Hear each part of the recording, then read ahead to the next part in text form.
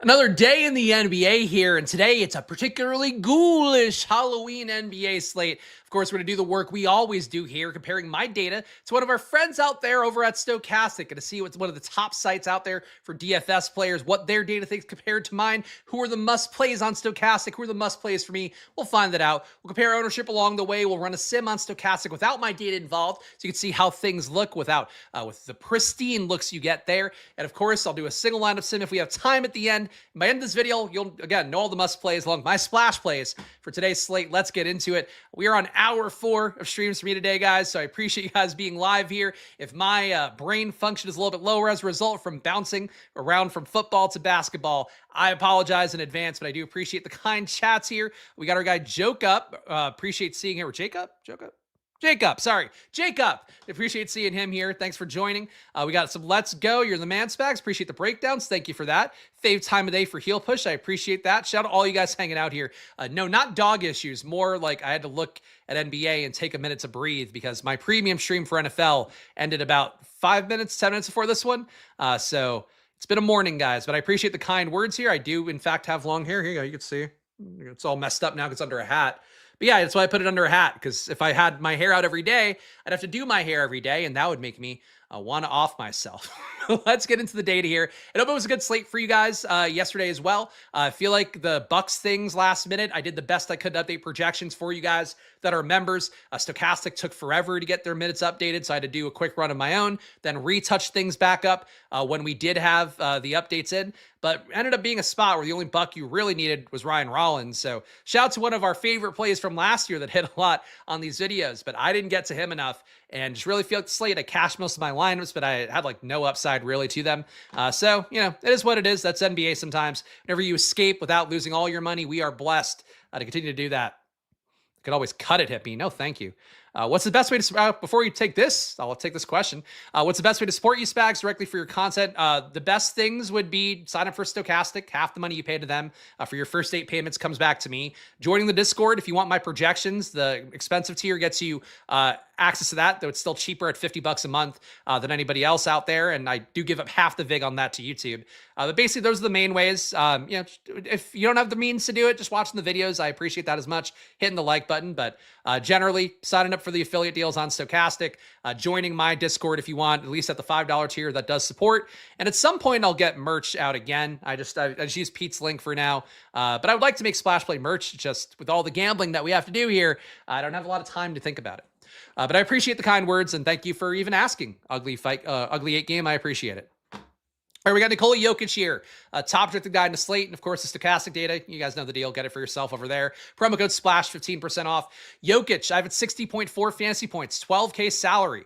Not quite as generous as a projection as we've had lately for Jokic from me or Stokastic. That said, for him, he is facing Portland. Decent team total here at 122 implied points. Overall, the game, 239.5. One of the highest totals on the slate. The big thing that's looming out there for right now for him is that Jamal Murray's a Q tag. If he doesn't go today, we won't know that until later on the slate, most likely. That's going to open up Jokic a good amount more. Did I say Jokic? Jokic a good amount more. It also will add more upside for a guy like Jalen Pickett, who could pick up a surprise start, could also just generally add value to Aaron Gordon, Cam Johnson, Christian Brown, Bruce Brown, everybody, because of Jamal Murray being a high usage guy this year, back to the old version of Jamal Murray in terms of usage and assist rate. That matters a lot for Jokic. So historically, with Jamal Murray out, Jokic becomes like a 1.8, 1.9 fantasy points a minute play. But really for Jokic at this point, he doesn't look like as much of a smash play as he has in recent slates. So 21% ownership overall expected for him. I got him at 14% of my top 150. So definitely not a huge fade, but it doesn't seem like the spot where it's like, we got to cram Jokic in every lineup, at least for today's slate. And thank you, Ugly 8 Game. I appreciate it a bunch. You really are too kind. But yes, I'd recommend doing that. Get a new email account, sign up again. You still get the same data, but then you're on Team Spags. But I appreciate it no matter what. Thank you for thinking of it. Luka Doncic, he's back, apparently. Him and Marcus Smart both trending towards playing today. That means the end of the Austin Reeves run. And Luka has been very good court time without LeBron. I actually didn't give him a rate boost today, just looking at the longer-term sample size of him going back to last year, and I'm still getting Luka Doncic above Stokastic. 57.3 projection is what I've got Luka at. For comparison's sake, Austin Reeves now down to 41.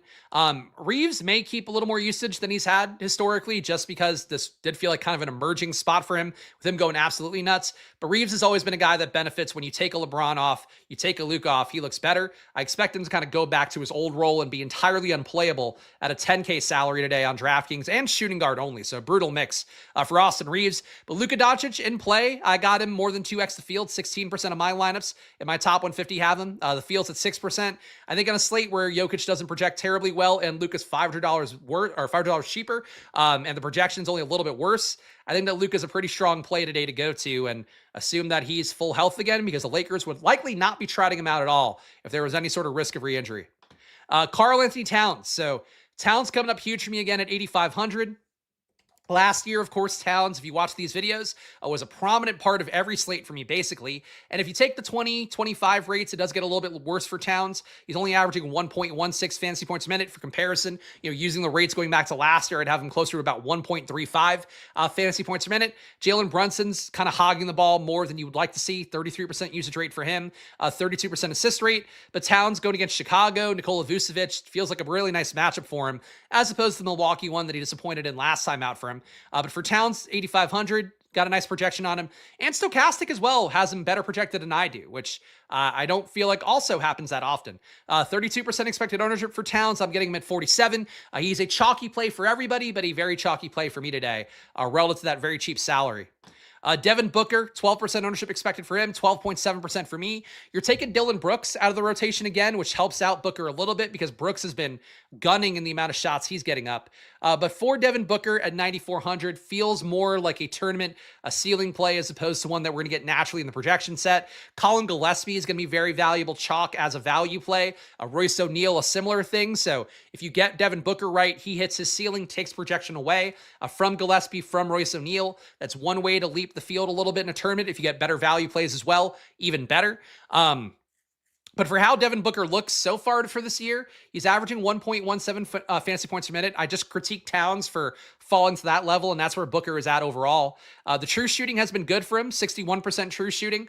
The usage is okay. The assist rate's okay. It kind of, in my opinion, feels like a phoned-in Devin Booker year where he's still playing like he's got Bradley Beal playing alongside of him, playing like he's got Durant alongside of him, where he's getting his usage, getting his assists, but he's not dominating the ball like we want to see. He doesn't rebound either. But like I want to see him at like a LaMelo level. I want to see him at like an Anthony Edwards level where he's just gunning relentlessly. And I feel like at his price tag, you kind of need that. Game to game, Devin Booker can do that. So he's an okay play, still a 5x value. My projection is 0.8 lower than Stokastic's right now. Still good enough to get him in 13% of my top 150 lineups, but the field's at 12, so not really a noteworthy stand. Bills D's been better this year. Small sample size, obviously. Let's take a quick look. 114.2 defensive efficiency, so not egregiously bad, but also not super good, I would say. About 5.7 possessions relative to the paces these two teams, the Knicks and the Bulls, were playing at this year. So I think the Bulls probably get worse defensively, but Buzelis being out there, maybe that's part of it. Vooch, never a guy, though, I'm going to think the defense is particularly strong. But, look, I think results-wise, you're right. It does look a little bit better to start the year. Pascal Siakam, $9,300 salary. Hard for me to get there. Siakam also, compared to last year, for sure. Compared to last year, they're definitely better. They're probably more like league average this year. Last year, they were a bottom defense and also playing with a lot of pace. Siakam, 19% ownership expected. I did not juke the rates for Indiana today, so that's probably part of why he's not coming up as much for me. I will touch up rates a little bit for you guys because I'm going to do that after the stream. Just haven't had time with all the NFL content this morning.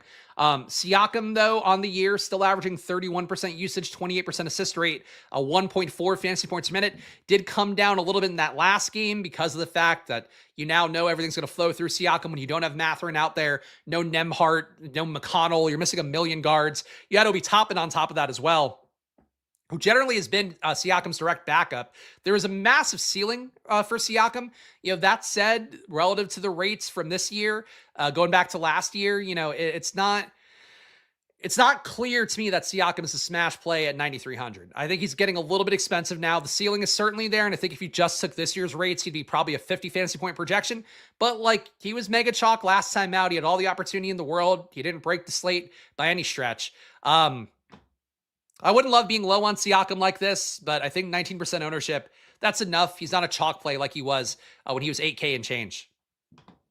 Really, like a lot of pay up options here, by the way. Nothing getting swarmed towards here besides the cat ownership.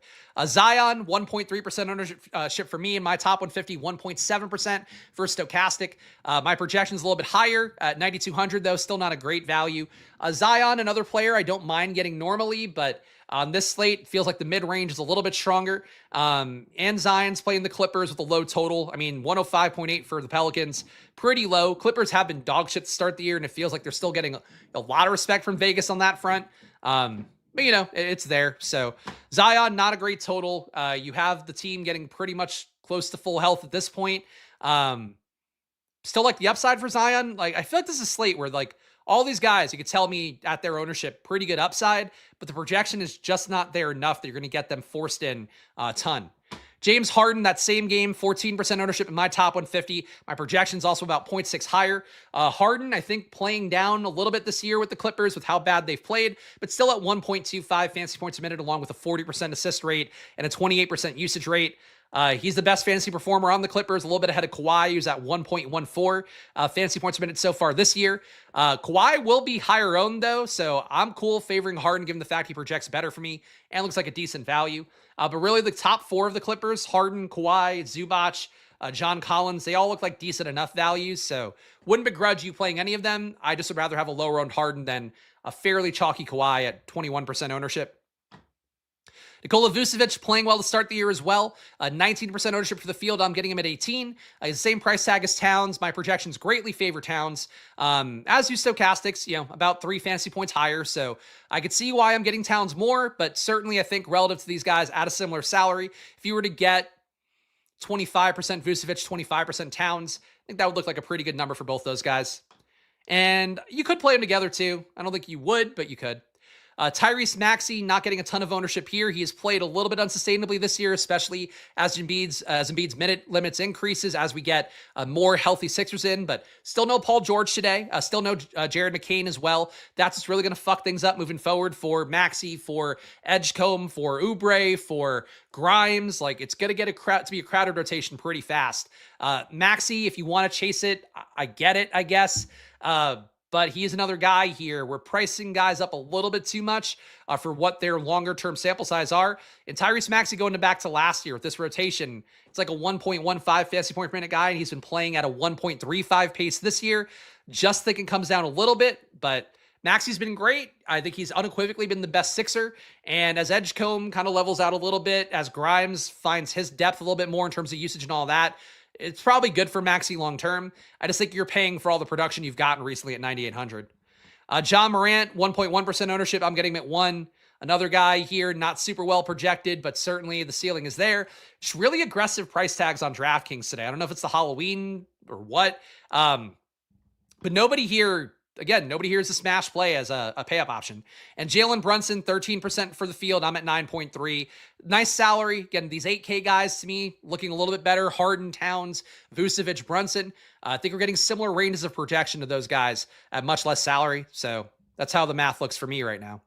Let's sort by value here. I feel like this area, not as fun to talk about as the pay-up options usually are. Value-wise, though, we've got some noteworthy stuff here. Colin Gillespie, who has hit for us before. He is also a guy stands to gain minutes because of not having, in particular, Dylan Brooks out there. Last game for Phoenix, we go to the popcorn machine here. We did not get Gillespie starting, but he still finished with 31 minutes. This is your risk point, and this has been a thing I'm trying to be more mindful of across my lineups, is not always just jamming in bench players, because yesterday with Dylan Harper, had a pretty good day, played pretty good minutes, but when he's not starting, it's like Castle gets the first crack. When Castle plays hot, he carves a few minutes away. That could be the case for Phoenix, where all it takes is Grayson Allen playing a little bit better. He's already playing 36 minutes, but he could steal a few minutes away from Gillespie, or the minutes could flow a certain way. The Suns could always want to go a little bit bigger and not play Gillespie. That's a little bit spooky for a guy off the bench, but he's been a good producer. So, and again, he did play 30 plus minutes last week. That's the main things we're looking for, Gillespie. We're near in the same situation again here, of the Suns being somewhat shorthanded. So So Gillespie projects 2 and change fantasy points better for me than Stokastic. He is already projected for 59% ownership. I'm getting him at 90. So that's a lot of Colin Gillespie. And again, the bench risk is there, like because he's playing off the bench, minutes can get a little bit shorter. All it takes is him not closing, and you're talking about 24 minutes as opposed to 29.5. That matters. But I still think on this slate as a value play, he'll come up a lot naturally, and I'm not going to take him out of lineups, even though 90% feels like a bit much. Josh Minot, we hit on the other day, and this is just my data. This isn't me influencing anything in any real way. I'm not chasing him or not choosing to go and try to get Josh Minot after he just put up 40 fantasy points. But what we talked about last time still applies. Minot is a hustle player out there. He gets steals, he gets blocks, he gets rebounds. He also gets the occasional 3-point attempt, currently shooting 3 3-point attempts per game, a respectable 33% shooting overall from 3, 70% true shooting. He's been good from the free throw line. And Minot also projected to play 29 minutes today. So I think from Minot, feels a little chasey at 4,500. There are certainly a lot of guys in that range that have a similar range of outcomes. But he projects well for me and about 5 fantasy points higher than Stokastic. And I just hit on him last time out. So usually for me, when my data says this guy's a great play and the data from other sites doesn't agree with it, and then he becomes a great play, I just play that guy again and hope the price tag is not there enough to account for what my data is seeing. That is Stokastic's data may not. We're referencing mostly that longer term sample size for Minot where he's barely played. But right now he is playing at a 1.1 fantasy point per minute pace, which is crazily second on the team for Boston, safely behind Jaylen Brown at 1.22. But he's playing well, and that's without a lot of usage. That's with rebounding and mostly assists, steals, like doing a little bit of everything. If the peripheral stats go away, though, Minot will give you not a lot of points, and that might not be good. Sorry. Craig Porter. Your eyeballs agree with mine on Minot, and at least he is starting. That's true. Starting, does a lot of stuff, and unafraid to shoot, and he plays good defense, too, so he, finds his way into more minutes. But again, he is Royce O'Neal, who's coming up in a little bit here. He is, old Quentin Grimes when he wasn't getting shots up. He's one of those guys that he could disappear, into the woodwork a little bit more sometimes. But he's playing well right now. Craig Porter Jr., our new Ty Jerome, who is not as good as Ty Jerome, but he is still playing a good amount of minutes, projects for 23 minutes today. He and Lonzo Ball coming up as pretty good values in Stokastic data. Not really sure why. I think it's just the matchup and the total being at 239.5 versus Toronto. Toronto's defense also been pretty bad to start the year at a 117 defensive efficiency rating. For Craig Porter Jr., being with the field doesn't feel harmful here. At 3,300, that salary will definitely open you up some spots. That said, there's no chance in the world that he closes. The ceiling, I don't think is crazy high. He's only averaging 0.93 fantasy points per minute, and his longer-term sample size is at 0.91. He's not as good as Ty Jerome. He's shooting unsustainably well as well. To start the season at 69% true shooting. Very comfortable not playing a ton of Craig Porter Jr., even though he's not as big of a fade for me as the guy on the thumbnail that sickens me, Alonzo Ball. Ray J. Dennis. Royce O'Neal. Another guy. There's a lot of guys. We're playing the hits here from previous slates. Royce O'Neal, we got 34.8 minutes expected, gaining minutes because not having Dylan Brooks out there. As we mentioned earlier, Brooks is also killing a lot of possessions right now, so having him off the court kind of helps out everybody.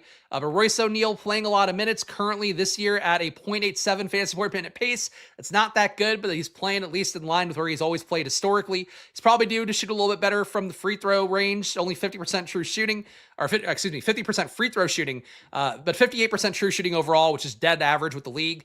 Royce O'Neal, I don't expect to have that 40-point ceiling that we've seen very often, but projection looks good because the minutes look good, and he does a little bit of everything on the court, and he and Minot, very similar players, and that's why my projections like him. Ray J. Dennis, killed for us before. We are getting a little bit healthier potentially for Indiana, though. Talon Peter might be back in today. He's a Q tag right now. And he was previously ahead of Ray J. Dennis in the rotation. And I don't know how many of you guys did, and it's okay if you didn't. If you watched the Pacers game last time out, and I tried to watch these games because I do consider the eye test to be an important part here. My data is the first thing that I look at. But having an eye test to confirm, this guy has a good usage rate, good assist rate, but also he looks legit. I expect it to hold more. Ray J. Dennis looks completely different than Quentin Jackson. Quentin Jackson out there is a fucking wild man. He's just running around madly, taking the ball from guys, sprinting towards the rim. He does fucking gibberish out there. And again, still could have an upside for fantasy if things aligned right for Quentin Jackson.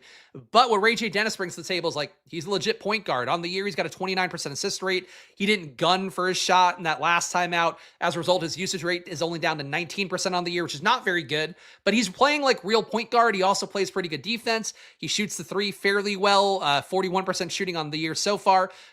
He's only got 54% true shooting, so hopefully starts to look a little bit better for his field goals overall. I think Ray J. Dennis is good. I don't know that you want to play him today at 5,200.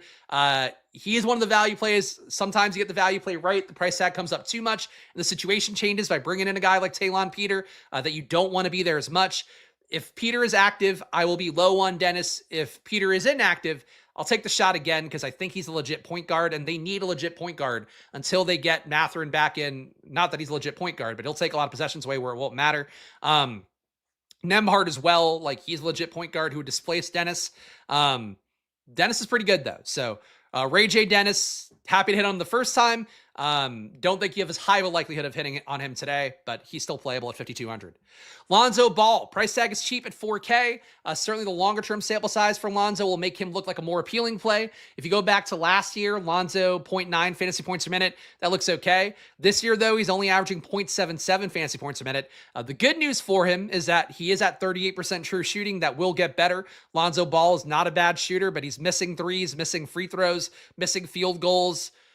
Maybe he's become a bad shooter, but I don't think so.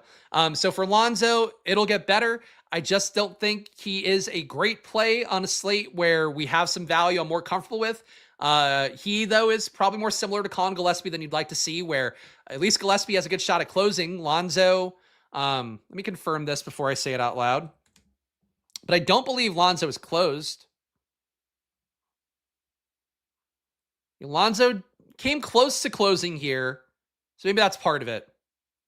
Because he lost a minute here. They brought Jalen Tyson back in, and then it was blowout time. So maybe Lonzo can close. In my opinion, I've been viewing him as just a bench guy who can't. I don't know how you would play Craig Porter Jr. and Lonzo. So that's one thing right away to try to, I think, clear out of your lineups if it does come up. Yeah, look, Lonzo. Okay, I get why Stokastic likes him so much. So the case for Lonzo, he's playing good minutes. He can potentially close, and he's definitely not going to shoot as dog shit as he has so far. But he is only producing at a 0.77 fantasy point minute pace this year. The usage is down pretty low at 16%. He's rebounding at a 9% clip. That's okay, but it's not going to make your day or break it. The assist rate's at 34%. That can always flow away. I'm not as sold on Lonzo as Stokastic is. I maintain my disgusted face, but keeping the 25% owned I think that's reasonable. Cedric Coward, another guy who's playing unsustainably well for Memphis. That said, still getting good results. But he is at 81% true shooting, 93% from free throw, 65% from three. That won't last, but his 18% usage rate, 13% assist rate, that may last. Coward, the big thing is like, again, Lonzo is going to shoot better. Coward's going to shoot worse. It's no indoctrination of those players to say those things. It's just a reflection of what the NBA is, where players find their depth. And every week, it actually might be on stream right now, Utica with our pal Pete Overzet talks about it, where it's like you expect guys to find their middle outcomes as it relates to football. In NBA, even more so. Like the sample size tends to find its depth over the course of time, ignoring how team situations change, how usage can open up, things like that. But Lonzo, Coward, really two diametric opposites here. But 5% Coward for me, Fields at 1. 25% Lonzo, Fields at 45. Cat, we talked about. Jarris Walker, a guy that I talked about before he had his nice game last time out. He is a big man who does a little bit of everything. Easy for him to find his way on the court right now with the amount of guys they're missing. In particular, Obi Toppin. For Jarris Walker last game versus Dallas, we saw him get 36 minutes. He closed. Did he lose a few for foul trouble? No, that wasn't foul trouble. Yeah, Jarris Walker played a lot. There may be a trickle-down effect to getting Talon Peter back in that would affect things a little. But I like Jarris Walker. You can go through the preseason box scores. Jarris Walker was flashing a lot of what he kind of is as a player, where he rebounds a little, he assists a little. Right now, he's assisting at a 20.5% clip so far this year. He's also putting up 20% usage. He's been shooting terribly as well at 41% true shooting. Walker, with the minutes load being strong, and frankly, you make the case this 31-minute projection is a little bit light. Obviously, Stokastic trying to capture that middle outcome, so you get why it is light. But I think Walker's a strong value play, probably stronger than my ownership is for him at 23%. At 5,500, he's not like a true value, but he does everything out there, and he's probably due to hit more shots. And going against a team like Atlanta right now might be the perfect spot for him to do that. DeAndre Hunter, guy who I really thought was going to pay off bigger last slate. He missed so many fucking threes, but he brings up the ball sometimes when we do have Donovan Mitchell off the court. He's got a much bigger role this year for Cleveland, and that's really what my data is picking up on for DeAndre Hunter. He's had 26% usage so far, 19% assist rate. That's only turned into 1 fantasy point per minute. But going back to last year, he did shoot a little bit better. The overall average was 1.03 fantasy points a minute, and his true shooting this year at 50%, only 27% from three, while jacking up 7 threes a game. He's benefiting right now from Sam Merrill not being in, from his own usage, which was really good in Atlanta. Then he kind of settled in as solely a 3 and D guy last year when he got traded to Cleveland. Now he's kind of back to trying to show who he is. I like Hunter. I felt like he should have put up like 40 in that last spot because he had the ball in his hands a ton. Hunter, to me, being above the field here, or at least with the field at 20%, I think that's what you guys should do. I'll probably be above. And John Collins, 23% for me right now. Fields at 9. Collins is really good and has been since going back to Utah last year. He was a great play for me in a lot of slates. This year, though, the Clippers are pretty crowded, but the price tag works. He's getting minutes and he shoots really well. So John Collins, not the most exciting play in the world, but one day Kawhi's going to be out, Harden's going to be out, and Collins will play, and that'll be our day. Luke upgraded to probable. There we go. Thought he was going to play anyway, but looks like he'll play. We're going to go game by game here, guys, and we will hop over to Stokastic, run a sim on there. Before I do that, though, guys, please do show some love. Subscribe down below, hit the like button, leave a comment. Again, I show up here, do the work Monday to Friday at 2 p.m., and really, this year you get me 6 days a week because I'm doing Stokastic live before locks on Saturday. Technically, right now, I'm doing 7 days a week of content throughout the NFL and NBA season, which is stupid on my part, but I do it because I love playing NBA DFS. I also enjoy being right about stuff. I enjoy discussing and debating the data every day, and no matter what, you'll get that from me all season long here, 2 p.m. Eastern, every Monday to Friday. So please show some love, subscribe, hit the like button, leave a comment after the fact as well, and shout out to all you guys that are crushing the like button lately. I feel like YouTube is always weird with giving you impressions, showing you to more people, but you guys keep showing up and hitting that like button. That's all I ask. Just keep hitting it, and hopefully we will fight the YouTube algorithm, and I will be rich off NBA views, and then I could really phone it in. The thing is, like, this is still my gambling, so I would never phone it in that much, unfortunately.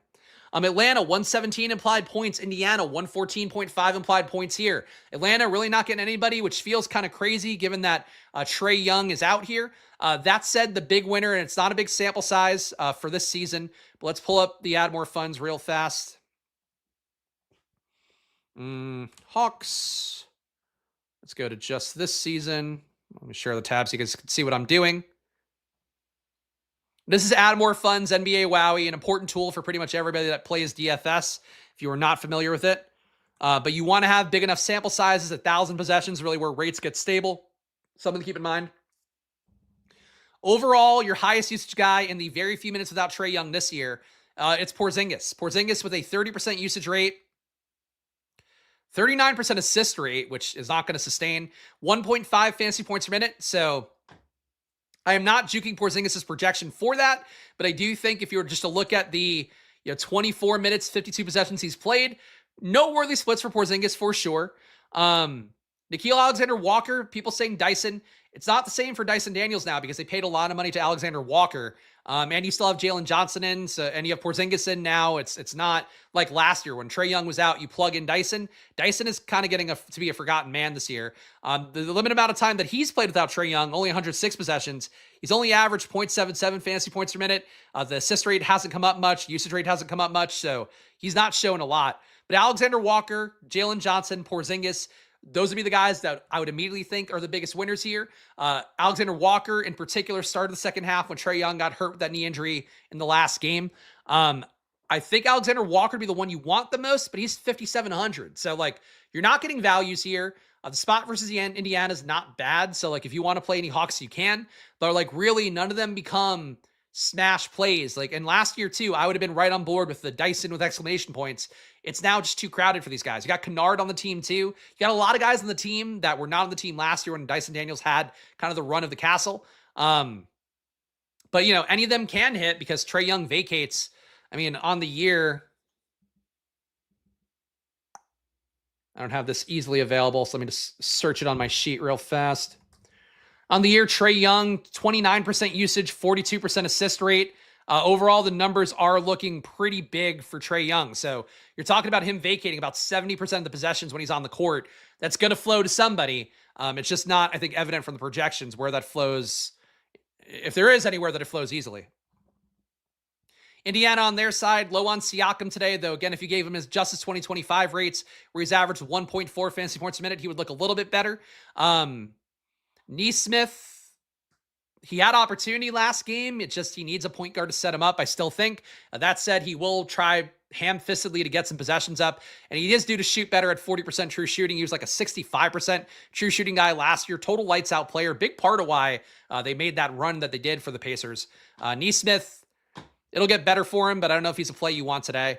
Jarris Walker, I made my case for. Ray J. Dennis, kind of made my case for. It'll look better if Talon Peter is out, or at least I'll feel better about it if Talon Peter is out. Mac McClung, though, he does kind of affect the Ray J. Dennis outlook. Like, Ray J got there last time.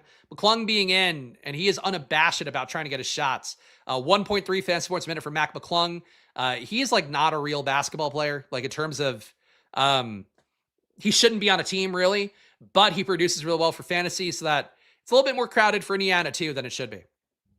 Boston, 116.8 implied points here. Really not getting much of anybody besides Peyton Pritchard, who's definitely due to play better. Has not shot well this year at only 49% true shooting. But every game I watch him, I feel like he's looking a little bit more like last season's Peyton Pritchard. He also, and this might be a question mostly for our guy Steven Chatter, or a statement for him, he looks a little fat to start the year. I don't know if he's always been kind of a chonker, but like, I don't recall him being as chonky as he looks to start the year. He might be playing himself into shape a little bit, but definitely due to play better. So that's something that could affect the projection on a guy like Josh Minot. But right now, Minot, Pritchard are really my only two guys I'm getting a meaningful amount of. Jaylen Brown's always got big upside at 8,600. He's another one of those dudes where a lot of guys from 8 to 9K, I think, have massive ceilings.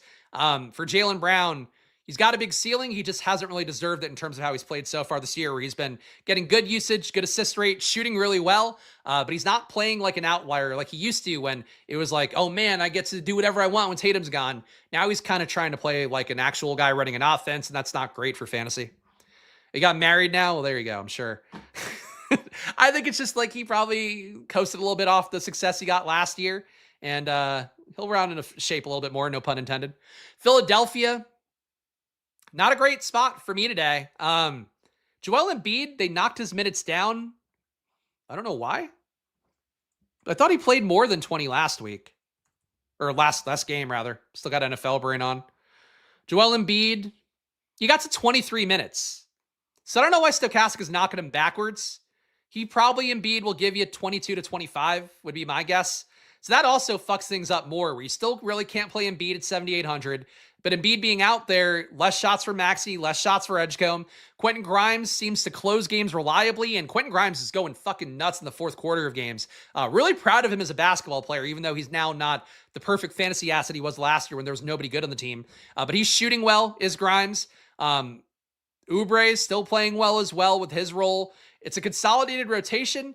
But honestly, the team is more fun when Embiid's off the court. Like, Adem runs around and tries to block guys, and he's a silly player, but like, I hate the Sixers because they're fun, and they could be a really fun team if they play a lot of Maxey, Edgecombe, Grimes, Oubre, and then whatever. But then we're going to get stuck playing Embiid. We're going to get stuck playing Paul George. It's going to be a slog. Embiid still does his bullshit where he falls on the floor and acts like it's a foul.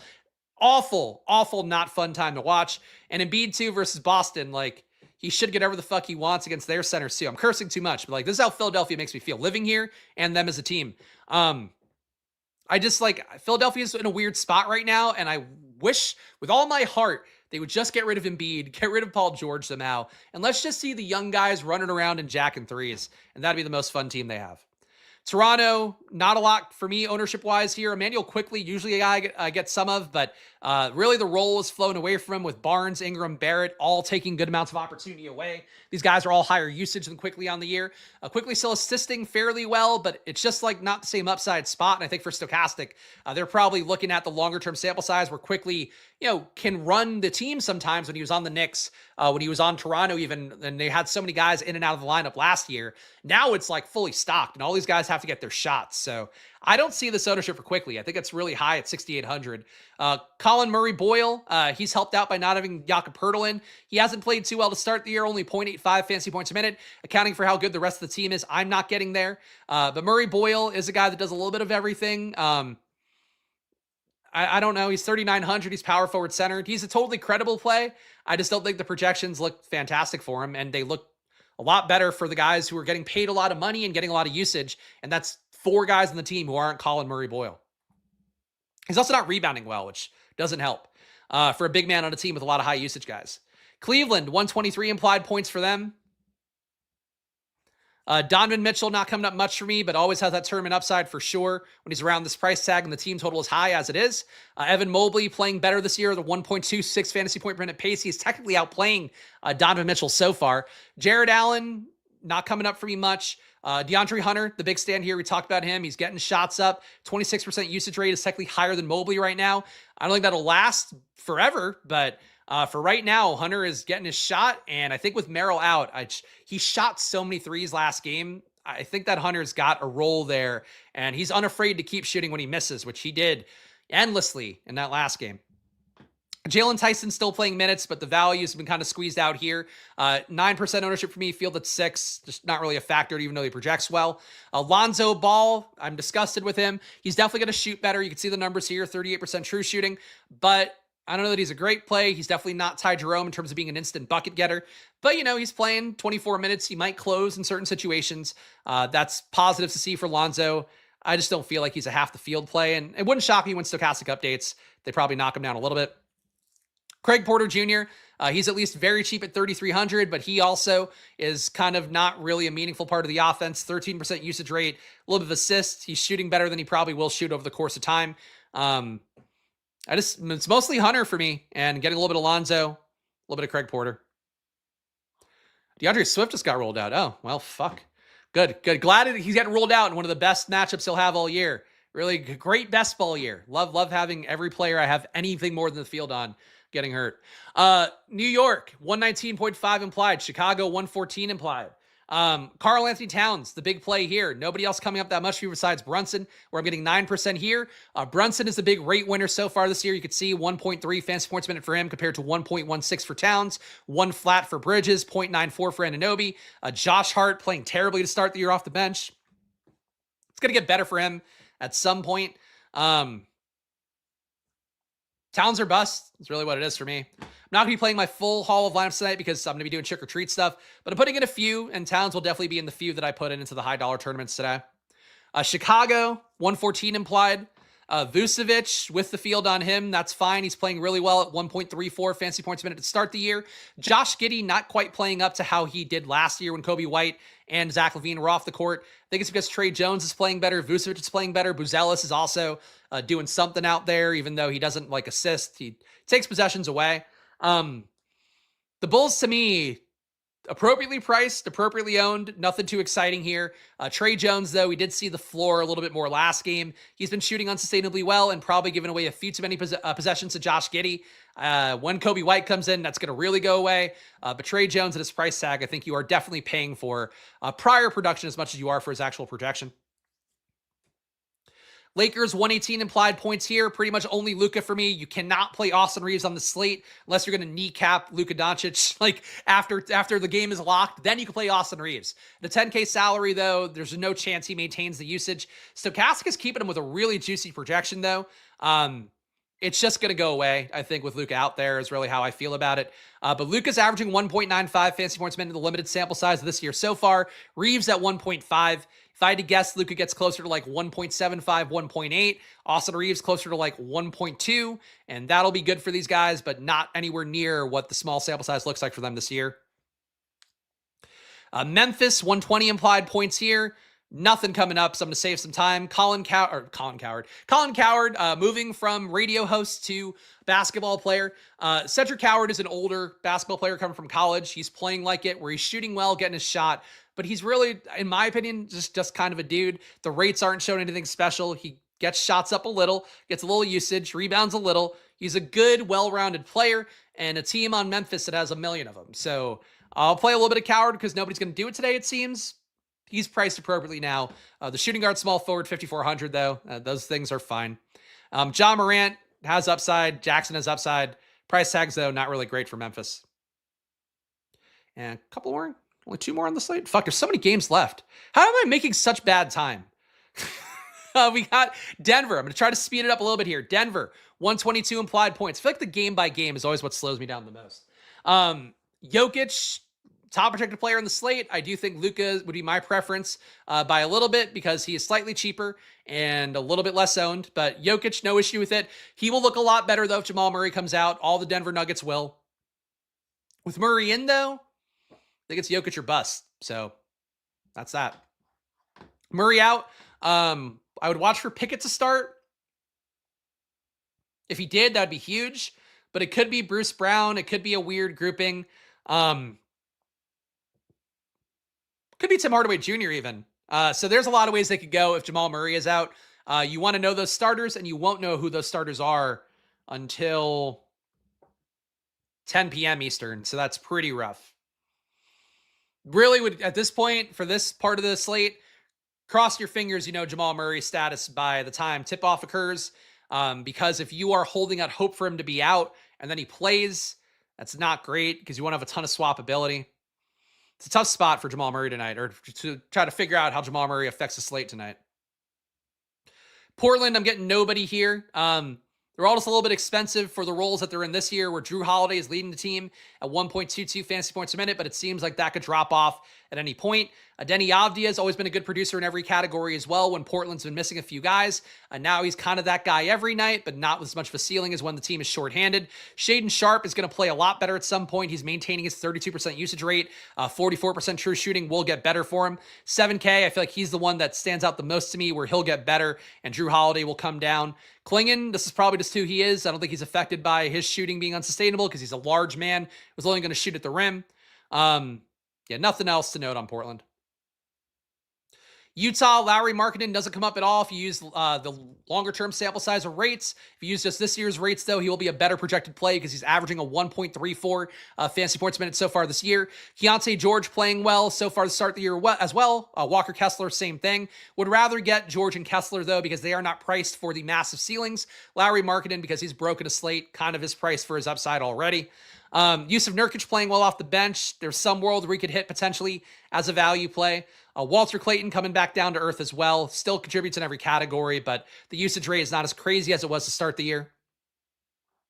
Phoenix, we've talked about most of these guys already individually, but Devin Booker, certainly a player where if he goes nuts here, as he has not proven that he wants to do so far, the usage hasn't gotten crazy for him. But if he goes nuts, he'll pull production from Royce O'Neal. He'll pull production from Colin Gillespie. That's certainly a possibility here to get some game theory leverage if you want to spend up all the way to find it out. But Booker, 12% for the field. I'm a little bit above that. No crazy stands here. Mark Williams coming up a lot for me in 29-minute projection. The fact that he's getting seemingly reliable minutes, I think it's a good time to consider him a little bit. And Utah going against Kessler, I don't know if that's a great spot for Mark Williams, but he'll keep him close to the rim for the most part. Maybe some block opportunities going against Kessler, whose usage has been up a little bit. I'm surprised to see this much Mark Williams in my lineups at 7,400, but I've always liked him in my data set, so that just sort of is what it is. And he's playing really well to start the year, too. Grayson Allen, sort of a pivot to Colin Gillespie. 25% ownership, though, seems fair. I'm getting 18. Royce O'Neal, 32% for the field. I'm getting 42. 34.8-minute projection, just a little bit too high. Colin Gillespie in here. Get another player getting meaningful minutes.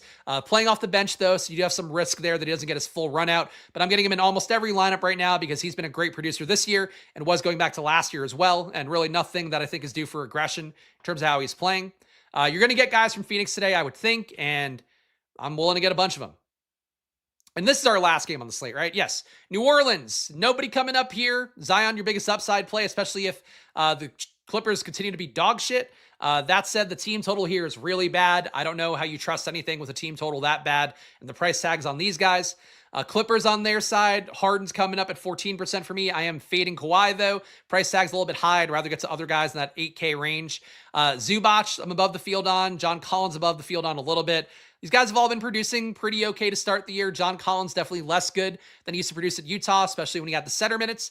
But the Clippers guys are playable, and I guess if you are going to hold out hope for Jamal Murray's status, maybe keep some swappability by giving yourself a bunch of Clippers guys. Just mix in some late guys in Phoenix and Clippers alone. Maybe you get enough swappability to be able to pivot over to Jokic if Murray gets ruled out. And that's my data, guys. So if you want to see this stuff as it updates, again, we'll be updating until we go trick-or-treating at like 6 p.m. or so.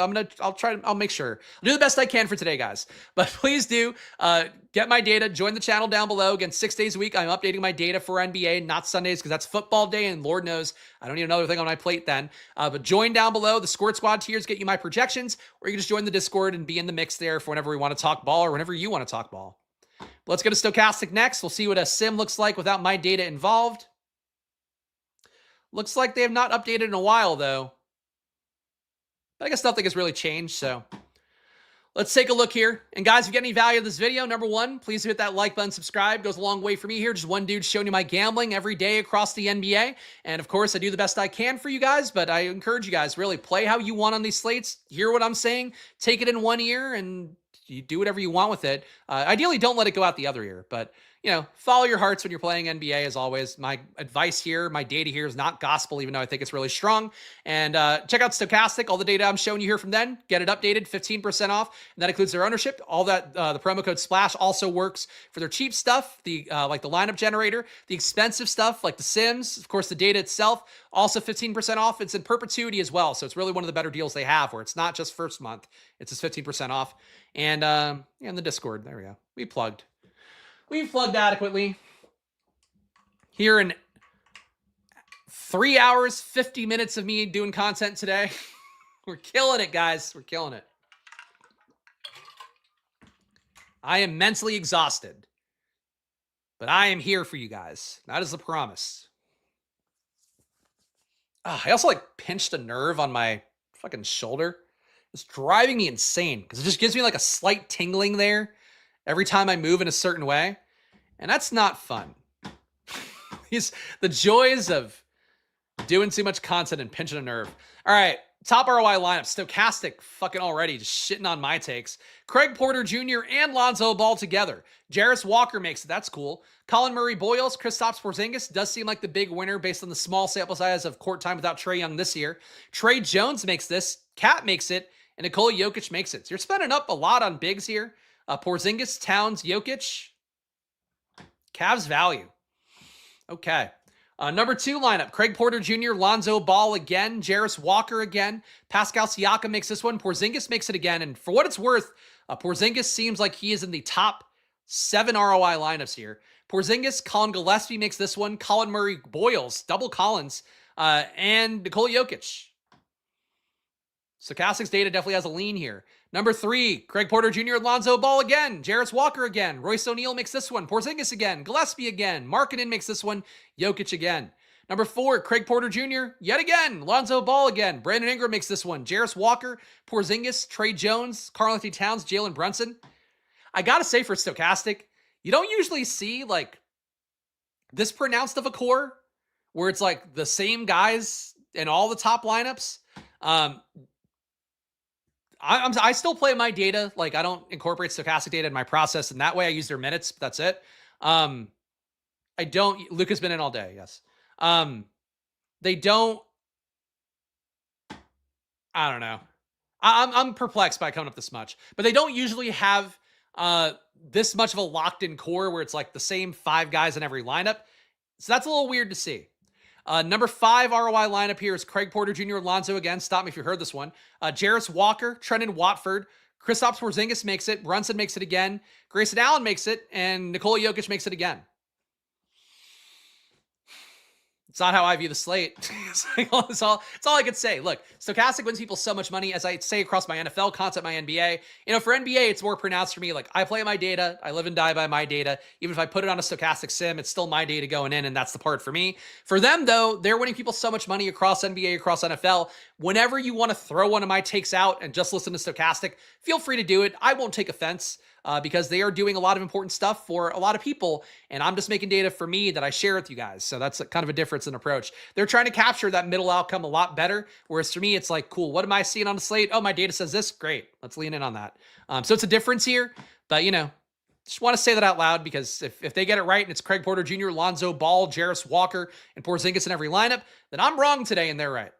Jarris Walker, 0.4% ROI. Your top ROI player, only 2 positive ROI players in the slate in Stokastic's top 150, and it is Jarris, and it is Kristaps Porzingis at number 2 here, 0.2% ROI. The fact these guys are the only positive ROI guys doesn't matter that much. It's more about what the directional accuracy is of the sim, basically. But Walker and Porzingis, number 1 and 2.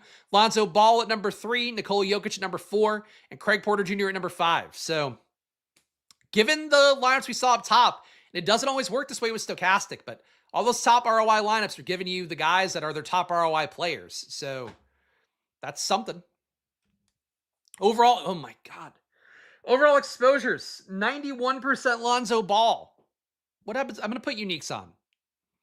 Let's go 3 uniques. I think a lot of the team at Stokastic doesn't use uniques as much as football. Okay, that's a more reasonable number.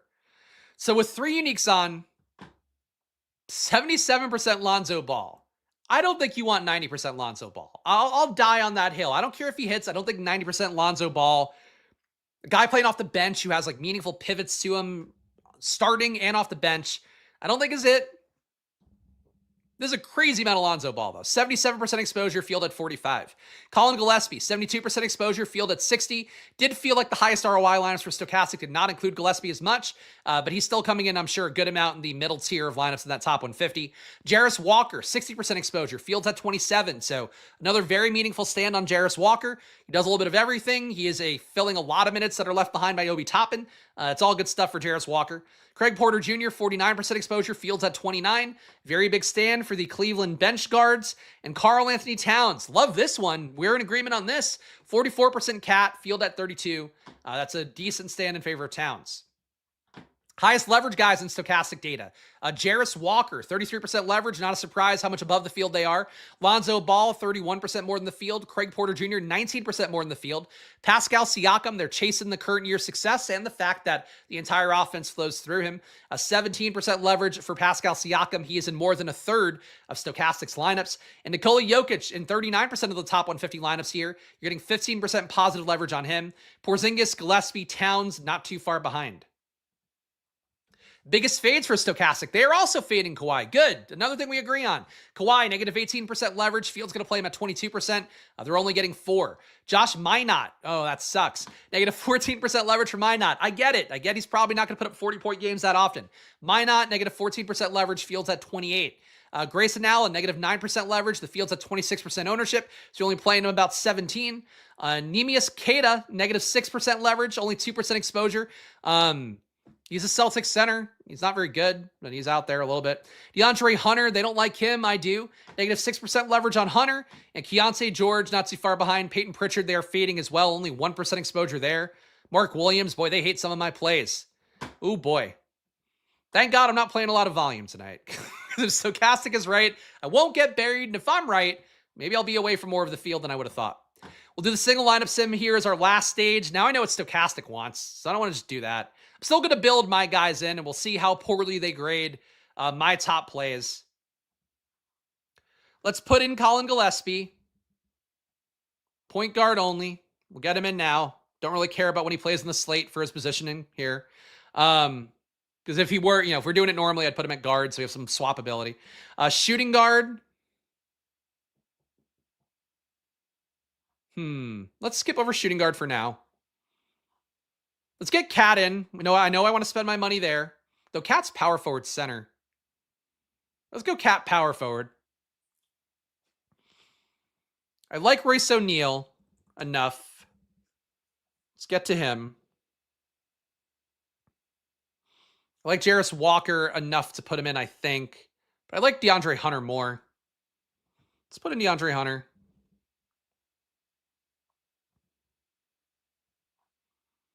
6,500 left per spot. Shooting guard. Quentin Grimes would be my best graded guy. Does worry me a little bit, though. Just taking one more look. I'm just going back and forth between my data, guys, and this here. So that's part of why I am particularly slow. Minot's not shooting guard eligible, right? No, he's only forward. So you know what? I'm going to have to move Cat out. Let's move Cat to center. Let's go. What?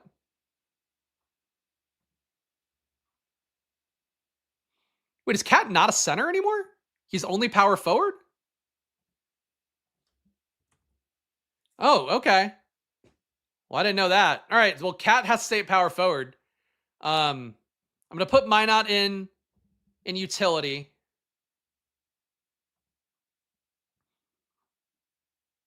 Got 3 spots left, 7,100 per spot. I think we just play Jokic at this point, soak up some of that salary. Gives us 4,700 left per spot.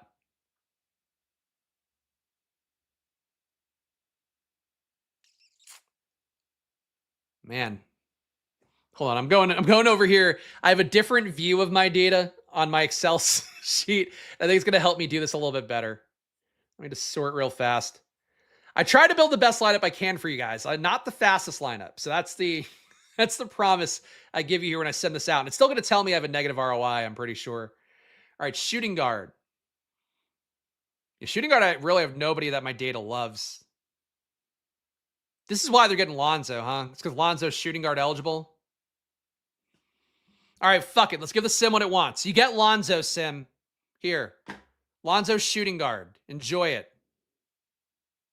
5,400 left for one more guard spot. Ray J. Dennis, Cedric Coward.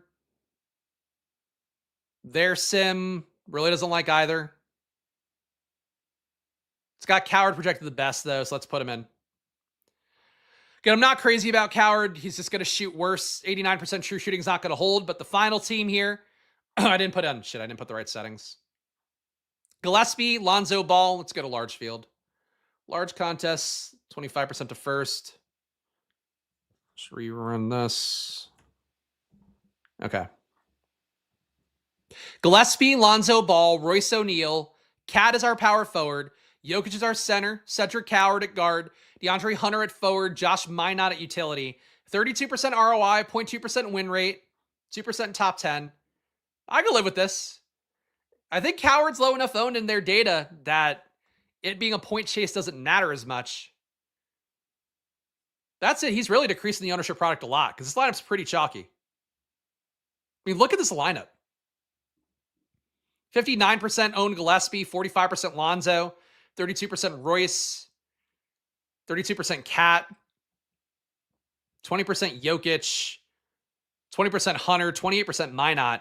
And that 1% Coward apparently gets us unique enough. So that's the slate, guys. I'm going to give you guys my splash plays for the day, even though that labor of love probably should have made it pretty clear. Before I do that, please do show some love. Subscribe down below, hit the like button, leave a comment. Again, I'm just one dude showing you my gambling across the NBA, across the NFL. I do it as earnestly as I can with my years of experience working with Stokastic. Previously ran Football Outsiders, not that matters for NBA, but I care about data, and hopefully that shines through here. And of course, I do it as best I can here for NBA, Monday to Friday at 2 p.m. Eastern Time, and that'll continue on all season long. Check out Stokastic as well, 15% off, link down below for that. And the Discord. If you want to get access to my data here, the data sheets I show you on screen, minus Stokastic data, you get that for the mid-tier, the mid-squirt squad tier. If you want my exportable projections easily updated for you and able to take to Underdog, to DraftKings, to FanDuel, whatever you're doing, to an optimizer, you could use the higher dollar squirt squad VIP tiers. But it's all available to you. And if you just want to support the show, join for $5 and get into the mix here, and you'll get stuff through the Discord. All right. Splash plays today. Cat's my expensive splash play. Gillespie is unfortunately one. Royce unfortunately one. DeAndre Hunter still one. Josh Minot, we got him right last time. Feels point chasing to go back again, but I do believe in what he's doing and the underlying numbers as well. So Josh Minot, another value.